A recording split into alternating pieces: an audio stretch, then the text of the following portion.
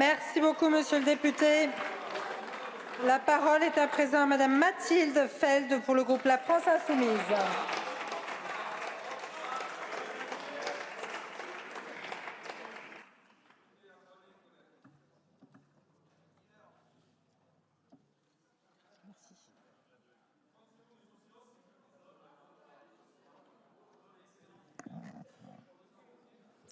Merci Madame la Présidente, Madame, Monsieur les ministres, Monsieur le Président de la Commission, Monsieur le rapporteur, chers collègues.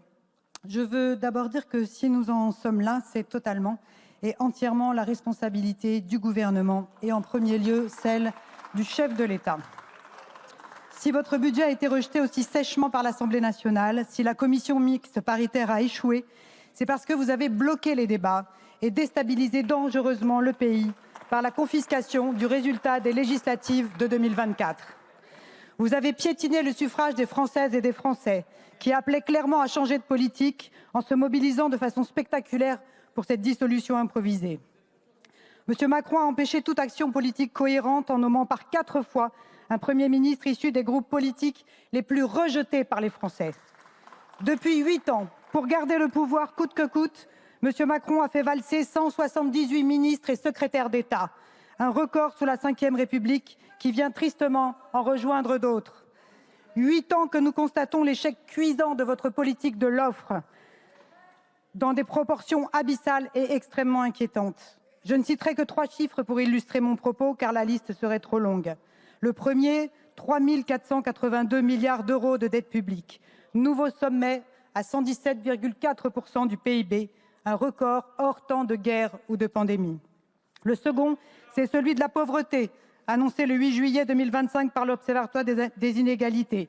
Ce sont désormais plus de 15% de notre population, avec une surreprésentation des agriculteurs qui vivent sous le seuil de pauvreté, avec moins de 1 290 € par mois.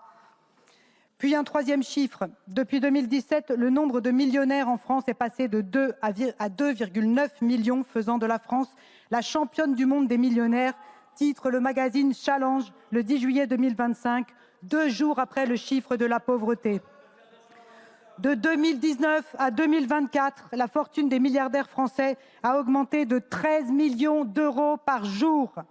Ces chiffres sont le reflet emblématique de l'indifférence totale du chef de l'État pour le peuple qu'il est censé représenter, qui préfère balayer la taxe Zuckman avec le soutien de la droite et de l'extrême droite pour garantir un paradis fiscal aux ultra-riches pendant que les classes moyennes et populaires essayent de survivre. Je laisse de côté la gestion désastreuse de notre politique industrielle, la casse de notre système de protection sociale, la privatisation des services publics, l'inexistence criminelle d'une quelconque planification écologique, l'appropriation du programme de l'extrême droite que ce président avait pourtant promis de faire disparaître.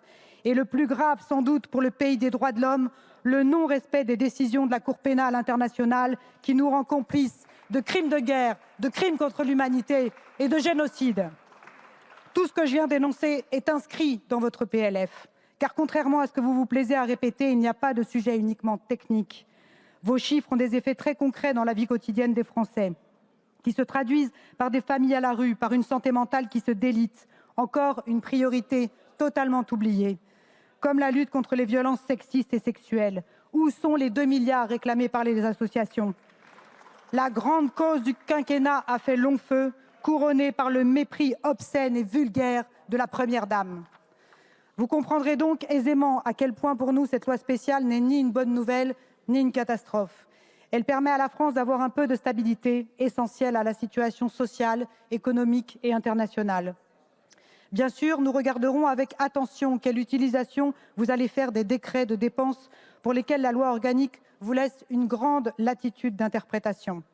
Il faudra par exemple nous expliquer pourquoi vous pouvez engager des politiques publiques non engagées en 2025, comme le financement des vaccins et les indemnités d'abattage face à la dermatose, mesure indispensable que nous appuyons à 100%, alors que vous annoncez geler les crédits de MaPrimeRénov', pourtant engagés en 2025 et qui sont vitaux pour la filière du bâtiment. Il ne faudrait pas que l'application discrétionnaire de ces décrets devienne un chantage au budget pour tordre le bras au Parlement. L'argument de l'impossible défiscalisation des indemnités d'abattage pour les éleveurs que vous brandissez est un premier exemple de manipulation, puisque les déclarations fiscales se font en juillet et je pense que nous avons collectivement la volonté de voter un budget avant cette échéance. Il est essentiel de nous laisser du temps pour amender ce nouveau projet de loi, aggravé dans sa violence par le Sénat. Nous le ferons comme toujours dans une recherche de justice fiscale qui seule peut nous permettre de financer une véritable planification de transition écologique et de reconstruction sociale et économique. Pour conclure, nous ne pouvons ni approuver ni réprouver cette loi spéciale. Nous nous abstiendrons donc. Je vous remercie. Merci beaucoup, Madame la députée. La parole est à présent Monsieur Philippe Brun pour le groupe socialiste.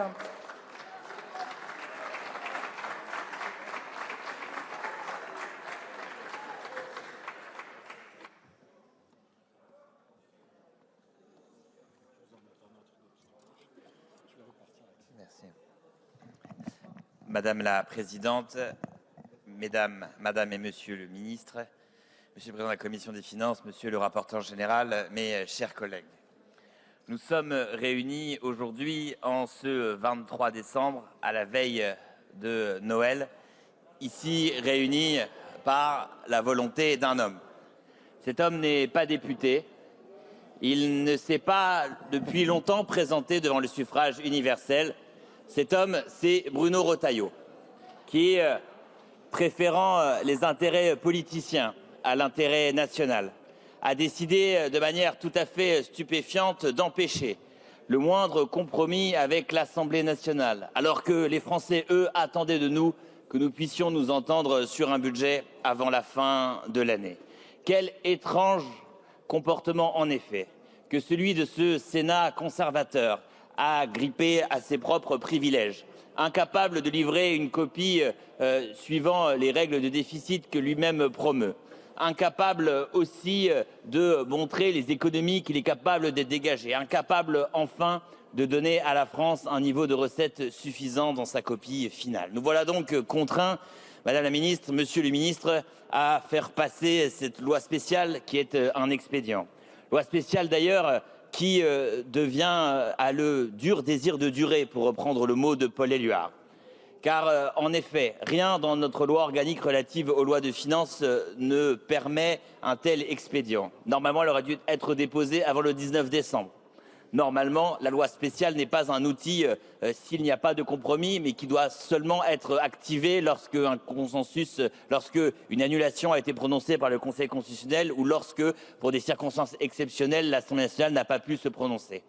Mais comme le disait Simone de Beauvoir, ce qu'il y a de plus scandaleux dans le scandale, c'est qu'on s'y habitue. Et donc désormais, nous allons de loi spéciale en loi spéciale, finalement constater l'impossibilité d'un Parlement introuvable à s'entendre et à trouver des compromis.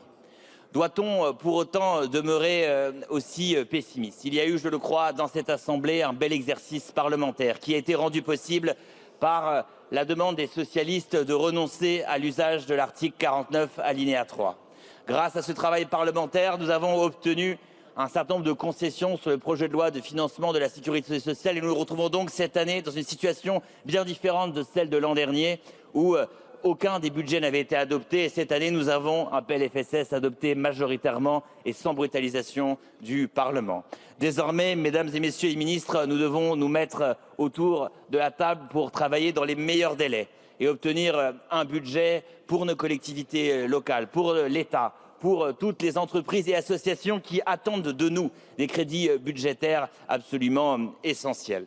Permettez-moi d'attirer votre attention, Monsieur le Ministre, Madame la Ministre, sur les conséquences de cette loi spéciale, et notamment celles que vous voudrez bien ajouter à celles prévues par loi organique. Nous avons eu l'occasion d'en parler hier, Madame la Ministre. Vous faites une interprétation extrêmement extensive de l'article 45 de la loi organique. Et nous ne saurions accepter de négocier, de discuter avec vous avec un pistolet sur la tempe ou dans une situation où, de manière tout à fait irresponsable, vous priveriez les services publics des crédits dont ils ont besoin. 70% de gel de crédit en début d'année, aucun investissement permis, aucune subvention permise, aucun marché public permis, aucun recrutement permis non plus. Ce n'est pas ce que dit l'article 45 de la LOLF qui permet ces dépenses exceptionnelles pour l'intérêt national. Et notamment, je tiens à vous dire ma grande inquiétude de vous avoir entendu dire hier en commission des finances que vous ne procéderez pas non plus à l'achat de munitions supplémentaires pour nos armées, et ce, malgré le contexte international. Et je pense aujourd'hui aux adversaires de la France qui nous regardent et qui voient que la ministre des Comptes publics ne s'engage pas à tout faire pour débloquer les crédits, pour protéger nos frontières, pour protéger notre indépendance nationale. Et je le regrette alors que la loi organique le permet. Nous devons donc trouver la voie maintenant d'un compromis. Quel est-il ? Il s'est trouvé dans cette Assemblée une majorité pour décharger les classes populaires et les classes moyennes. Les socialistes n'accepteront aucune mise en cause des classes populaires et des classes moyennes dans le prochain budget. Pas plus que nous n'accepterons toute année blanche, et notamment nous défendrons le pouvoir d'achat par la revalorisation de la prime d'activité. Il s'est aussi trouvé une majorité pour davantage d'éléments de justice fiscale et nous battrons afin de doter notre budget de 10 milliards supplémentaires, le rétablissement de l'impôt sur la fortune qui a été fait par le Sénat, le rétablissement de la surtaxe de l'impôt sur les sociétés, le rétablissement de la taxe holding supprimée par les sénateurs. Madame la ministre, Monsieur le ministre, devant cette Assemblée, le président Paul Reynaud en 1940 eut cette phrase.